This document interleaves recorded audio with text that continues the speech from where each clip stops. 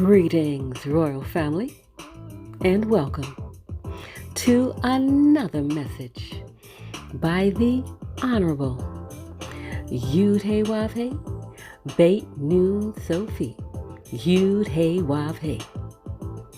Now, royal family, this message was taught many years ago by the Honorable Yud-Hey-Wav-Hey and is being presented to you today by Yahweh's royal priesthood. Remember to like, share, and subscribe to our channel. Visit us at Yahweh's royal priesthood, www.yahweh144000.com. And also, royal family, join us at the University of Yahweh, where classes are designed for the Godhead. Visit us at www.universityofyahweh.org. Also, royal family, listen to our weekly podcasts by the University of Yahweh, found on most podcast platforms. We look forward to you being there as well. Enjoy, royal family.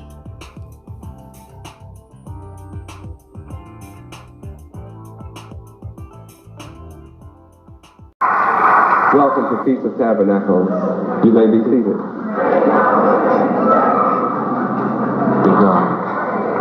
Certain duties are incumbent upon every celebrant. These duties include sincerity. We must be sincere about keeping the laws of Yahweh, keeping the high holy days, keeping the Feast of Tabernacles. These duties include worship of Yahweh, devotion to Yahweh, love for Yahweh, love toward Yahweh, love toward each other. These duties that the Feast of Tabernacle brings about include obedience to the will of Yahweh. These duties require us to practice the laws of Yahweh, practice what the high holy days require of us. It requires us to be sincere and to adhere to the laws of the Bible. So we're to be sincere about the laws of the Bible, worship according to the laws of the Bible, show devotion to the laws of the Bible, love the laws of the Bible, obey the laws of the Bible, practice the laws of the Bible, adhere to the laws of the Bible. That's where your success comes. The observance of the Feast of Tabernacles sets a precedent to the entire world and transmits an insight. And what is this insight? It's a sign of the end. What is the sign of the end? That indeed Judah, you, the so-called black men of America, you are the chief ruler and are now in the process of beginning to regain your world rulership. See why your enemy is upset? He understands you're in the process. I put you in the process. You're on the road to regaining world rulership. And I never told you it would be easy. But I told you victory is guaranteed. That's a fact. Judah's rulership represents that the Son of Yahweh is on the scene. The only way that Judah can be resurrected, raised up to rule, is for the Son of Yahweh to be on the scene. And as you see Judah coming to the knowledge of being Yehudah, coming to the knowledge that Yahweh is our Father, then you will see that this means I am resurrecting the chosen of Yahweh. That's what's going on. Resurrecting the chosen of Yahweh. Now you that are chosen to be with me as the first fruit, you already understand my job is to cut Satan's time short. You understand? Matthew 24:22. Resurrection is a serious thing. It's not something that you sit around and dream on. It requires serious thought and serious action. Matthew 24:22.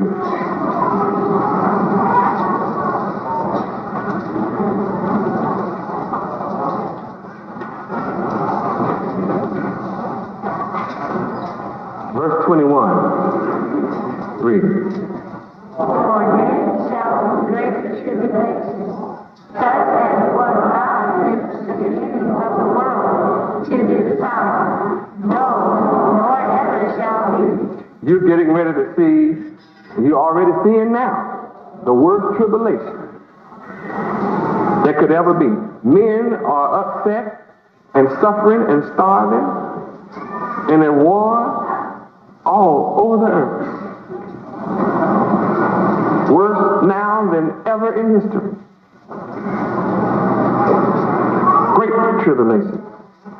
Now you're ready to read verse 22. Read. And except those days should be shortened, there should no flesh be saved, but for the elect's sake, those days shall be shortened. You understand?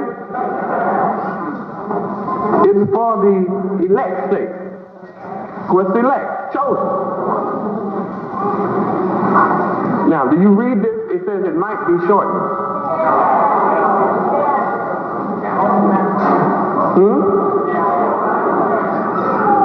Romans 9:28.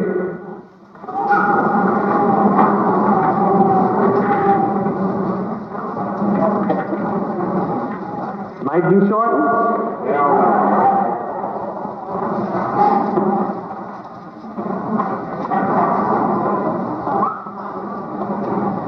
I'm not here to draw this thing out. Read. For he will finish the work and cut it short in righteousness, because a short work will the Lord Yahweh make upon the earth. Short word. I'm already tired. I told you I'm tired. I'm already tired.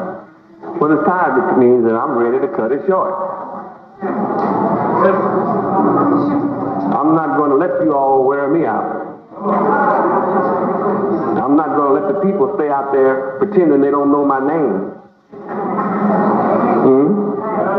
And wear me out. Yahweh is about to bring something serious up on this earth. You're not going to have a choice about this thing. You can't even be neutral. If you don't choose Yahweh, they are going to get you. Yeah. You don't understand? They are going to get you. If you don't, all who don't choose Yahweh, they're going to get. Those who fight on the side of Yahweh will be spared. That's the way it is. I'm here to cut it short in righteousness. I'm making a short work upon the earth. Short. You know what short means? I've been teaching long enough. But black folk gonna pretend they haven't gotten my messages? They're gonna pretend they haven't gotten literature? We walked all over America in 84 and 85. Yes, we did. We walked every one of your cities. And we knocked on doors and some of you didn't hear. We still knock. We went through every kind of neighborhood. The ghetto, the drug neighborhood, the rich neighborhood, the middle class neighborhood. We knocked on everybody's door. If you weren't home, you should have been home. We still knocked. We went everywhere and announced Yahweh is God. We sold the yellow book all over America. You are not a nigger. We walked. Yes, we did. How many remember when we walked through your city? See, a lot of folk in here remember. Look around. Remember, we walked. So you are here, you listen. The rest still heard it. They got the book and the tape. And got articles weekly. How many of you remember articles being passed in your city? You remember? Yeah, but they know too. They just being hard-headed, stiff-necked, rebellious. Right? I taught our history to our people all over America. Our history, our culture, our language, our name. Taught us about our land, our God, our place of civilization, why we catching hell, why we on the bottom of civilization. I taught us in articles every week how you get away from the devil, how you get up, how you overcome, how you move from poverty. I taught this. I didn't just start today. It just seemed like it's a new subject.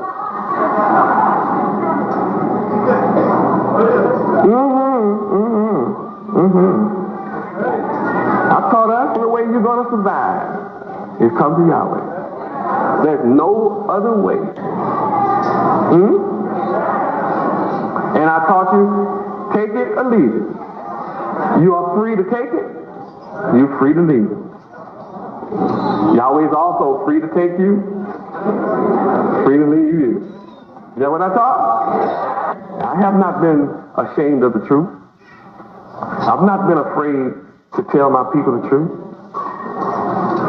And we've been treated harshly because of it.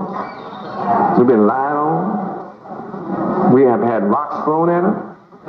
We've been beaten with 2x4s, hit with bricks and bottles, had literature burned up in our face, balled up in our face. We've been kicked. People have pulled out machetes and tried to cut our arms and stuff off. They stick their dogs on us. Oh yeah, they have cursed us out, tried to run us over with their cars. Yeah, we've gone through all of that. Then I pulled it out of the street. The niggas don't want salvation. I just pulled it out. I pulled it home. We were so busy passing the word, whoever said we came here poor is a lie. We didn't come here poor. I always attracted the professional class from the beginning. In the beginning. What slowed me down is when you poor niggas came. Every lie that went out from here into the public went out with a poor nigga. So I won't let nobody stand up here and tell you that they came here in 84, 83, 84, 85, and we were poor. That's not true. All of my followers were living in fine homes and driving fine cars and had the best of jobs. Every single one of them came to me like that. That's the only kind of people I came to. That's who was attracted to me. My true disciples have always been the best. Always have.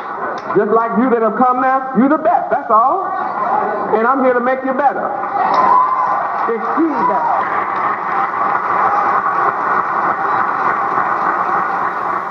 The tabernacle requires all nations to travel to the place where Yahweh chooses to place his name.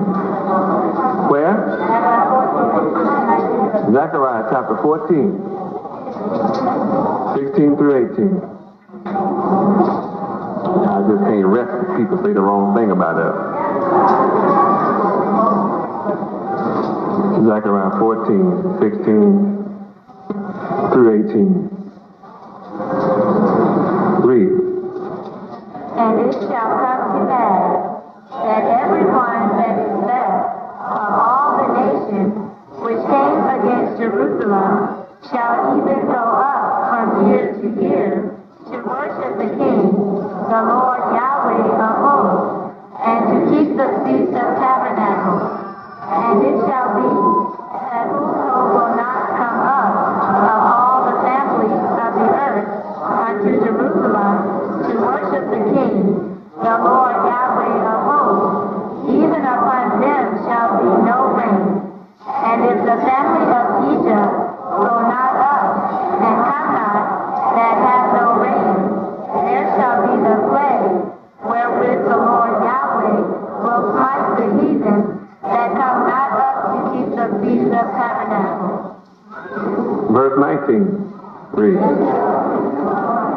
Of Egypt, and the punishment of all nations that come not up to keep the Feast of Tabernacles. And all those nations that have fought against us are being gathered in the valley of Jehoshaphat for the war of Armageddon. Read verse 12 and see what's going to happen to them. Read. And it shall be the plague wherewith the Lord Yahweh will smite all the people that have fought against Jerusalem. Their flesh shall consume away while they stand upon their feet, and their eyes shall consume away in their holes, and their tongue shall consume away in their mouth.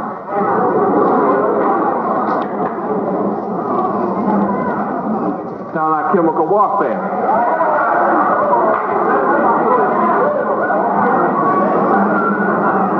Saddam Hussein got plenty of it.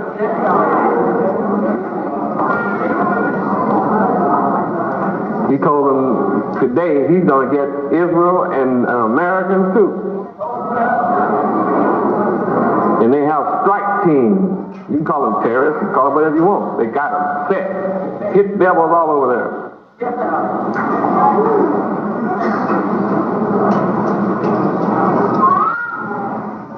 don't want to get you too excited again. We are.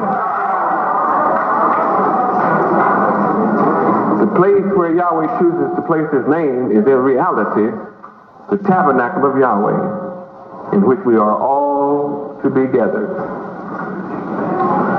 The Tabernacle of Yahweh is where we are to place all of our resources and all of our trust. The Tabernacle of Yahweh. Some of us have learned that the whole world has been deceived. And some of us know that we have eaten the bread of deception and think it's sweet. Think it's good. What is the Tabernacle of Yahweh? Tabernacle by definition is the receptacle for the consecrated element of the Eucharist. The consecrated element of the Eucharist.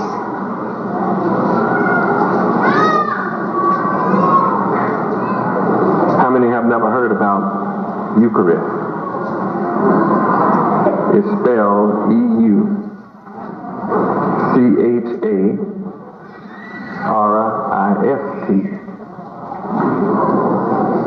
Eucharist is spiritual communion of man with Yahweh. That's what Eucharist means. It means the spiritual communion of man with Yahweh. So tabernacle, I repeat, by definition is the receptacle for the consecrated element of the Eucharist. That makes the Tabernacle of Yahweh something special. The Tabernacle of Yahweh is therefore the repository which contains the elements for communion and communication with Yahweh. Communication is the act of imparting and obtaining ideas and thoughts between beings. Yahweh is the supreme being, and all of you are beings. So communicating with Yahweh, communing with Yahweh means the obtaining of ideas and thoughts between the two of you. He doesn't need your thoughts. Yahweh doesn't need your idea. It doesn't mean you can go in and exchange your ideas. Yours are already corrupt. No, it doesn't mean that. It means you need some new ideas. And you need some new thoughts. How many know you need new thoughts and new ideas? Yes. You get all of that from Yahweh. By entering through the tabernacle, we obtain the lofty thoughts and the lofty ideas of Yahweh. Just by entering through the tabernacle, that's what we obtain. Lofty thoughts of Yahweh. And the lofty thoughts and the lofty ideas of Yahweh. We transcribe into our character the attributes of Yahweh's name. It becomes impossible to transcribe the attributes of Yahweh's name into your character when you are without the knowledge of Yahweh's name.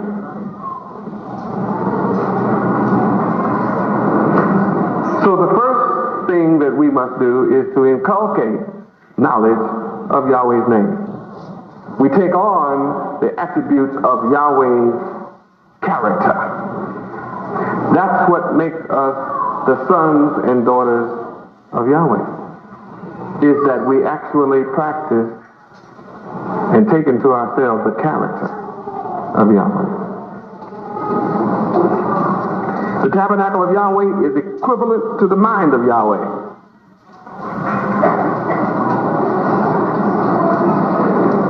Feast of Tabernacles teaches us how to feast upon the tabernacle. The tabernacle of Yahweh is a place where you can feast. Do you know what a feast is? Traditionally, a feast is where there is more than you'll ever be able to eat. More than you will ever be able to eat or drink. It's there in abundance before you, in your presence. Readily at hand. Easily accessible. A feast. Delicious, delectable, pleasurable, great to the taste. A beautiful sensation to the taste buds, a beautiful sight to the eyes. A feast. Beautiful to smell. A feast has the aroma of all kinds of spice. Sweet, the bitter, the salty, the peppers, and all that stuff you like. Whatever seasons you can think of that you like, that's what is present at a feast, because you have all these infinite types of dishes. A real feast. I mean, it's so much food you just can't get hold to it all. That's what the tabernacle of Yahweh is like. And the feast of the tabernacle, which is what we're celebrating tonight and this week, 8, 7 days, is supposed to teach us that tabernacle is a place where your mind can feast on the wisdom and the knowledge and the understanding that emanates from this great name, Yahweh. And all of you who sit in my classes and who have entered my school, you have to bear witness that indeed I have prepared a feast for you. And it's more than your mind can absorb. Much, much more. I give you so much you wonder, how in the world can I keep coming up with more? And lo and behold, you come in my presence again, and I have a new feast for you, a new dish of wisdom. It's sweet to your stomach. It causes a rejoicing to your soul. You that love the word and the wisdom of Yahweh, then when I reveal scriptures to you, it just rejoices your heart. It just makes you happy inside. You say, I can't wait till I get back to feast again.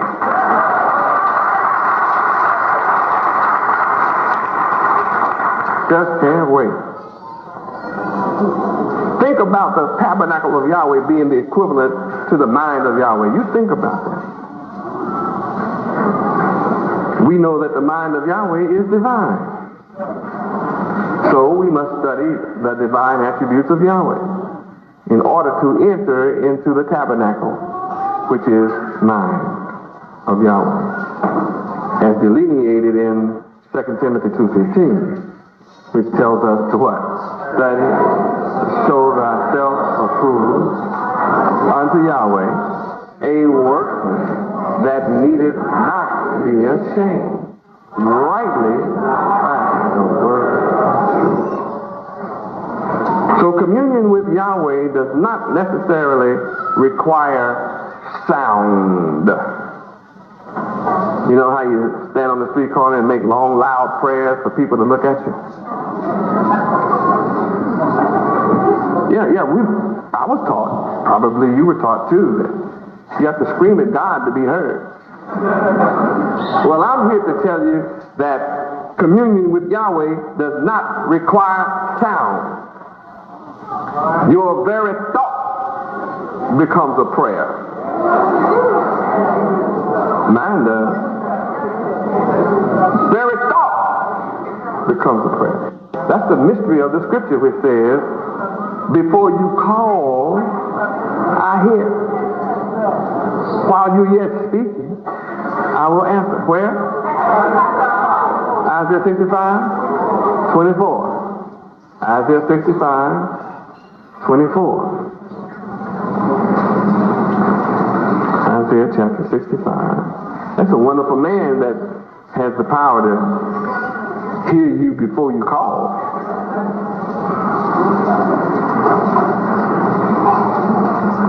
This is coming to pass in your presence. Yahweh is a mighty one, mighty man. Isaiah 65:24. Read. And it shall come to pass that before they call, I will answer, and while they are yet speaking, I will hear. That means Yahweh is already tuned in.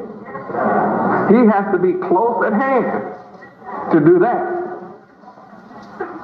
See, Yahweh is not a God that is afar off. Jeremiah 23:23. Jeremiah. Read. Am I a God at hand, saith the Lord Yahweh, and not a God afar off? That means Yahweh is closer to you than you ever dreamed. Yahweh is so close to you, that he's tuned into your thought, your head.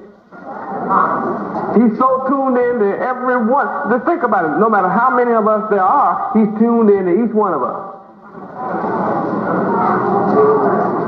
And before we call, what?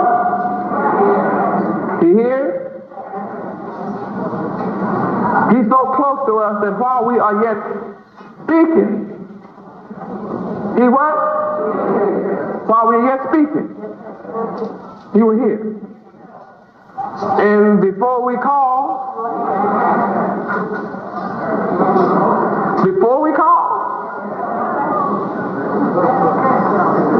that means before you utter a sound, the answer is on the way.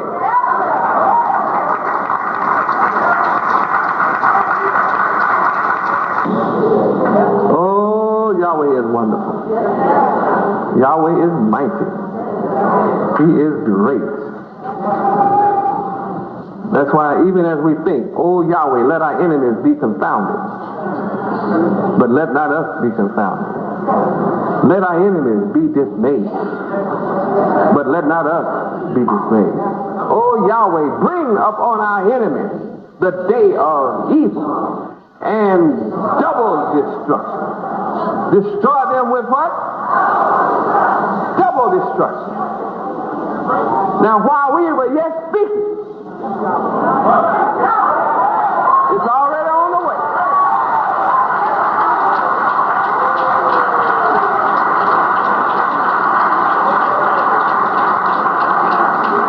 All we have to do is accept that, because it's a reality. It's not going to be real, it's reality. So how many understand now Yahweh does not require signs? Isn't it a shame the way we've been tricked? It's a blessing tonight just to find out that talking to Yahweh, communicating with Yahweh does not require sound. What a blessing to find that out. In order to communicate with Yahweh, you must be at one with Him. We must be purified and become at one with Yahweh before we can qualify to enter into any kind of harmonious relationship with Yahweh. The Feast of Tabernacles is thus held at the end and after Day of Atonement.